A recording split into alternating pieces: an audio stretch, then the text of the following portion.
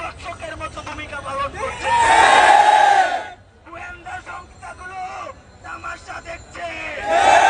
প্রশাসন এই সরকারকে সহযোগিতা করছে বলে মনে হয় না। যদি প্রশাসন এই সরকারকে সহযোগিতা করত তাহলে আমার ভাইকে আজকে মরতে হতো না। এরা কিভাবে সাহস পায় আমাদের ভাইকে কুপিয়ে হত্যা করতে? আমরা পরিষ্কারভাবে বলতে চাই, সাম্প্রদায়িক সম্প্রীতি রক্ষার জন্য আমরা এক ঐক্যবদ্ধ, এটা নিশ্চিত করছি।